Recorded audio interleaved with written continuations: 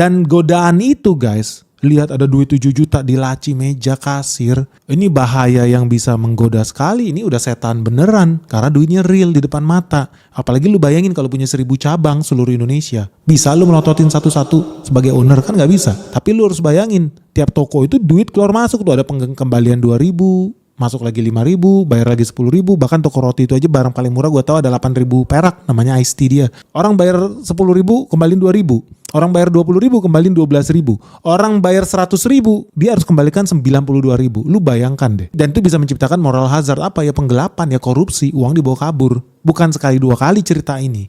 Tapi gue bisa maklumi kalau lu bukan pengusaha, pasti nggak sampai logika itu. Semua pengusaha di kolong langit ini kecuali cita-citanya cuci duit, pasti lebih pilih duit non cash. Kenapa? Bukan cuma soal masalah fraud. Fraud itu memang banyak metodenya buat menanggulangi. Misalkan lu pakai ERP, misalkan lu pakai software, SaaS. Tapi dia bisa juga karyawannya nyolong. Jangankan itu, lu tahu restoran kepiting paling terkenal di Balikpapan, Kepiting Dandito, itu kenalan gua. Kemarin habis ngobrol di sini di meja makan kita makan siang bareng sama yang punya Dandito, dia baru ketipu hampir ratusan juta sama karyawannya. Kenapa? Karena ternyata mereka pura-pura input, tapi ternyata tidak di-input transaksinya itu ke dalam sistem. Sampai ketika udah ratusan juta baru ngeh. Jadi ini masalah yang sangat pelik guys, terkait megang duit cash itu menciptakan moral hazard. Tahu-tahu dia beli Honda Jazz baru, brengsek memang.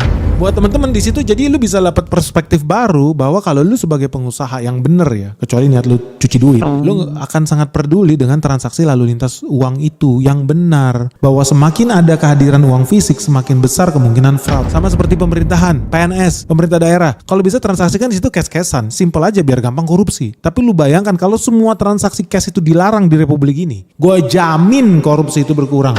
Tapi yang memungkinkan korupsi itu terjadi, yang memungkinkan kasir-kasir itu nyolong, ya karena masih ada duit cash. Dan lu jangan anggap ya masalah terbesar itu juga soal korupsi. Pak, gimana lu jangan asal nuduh dong Om Ben, gimana kalau karyawannya jujur? Apakah perusahaan tetap rugi? Bisa jadi. Karena itu juga kebocoran. Kebocoran apa? Kebocoran waktu, kebocoran efisiensi kerja. Kenapa? Dan kebocoran ini bisa membebani keuangan perusahaan.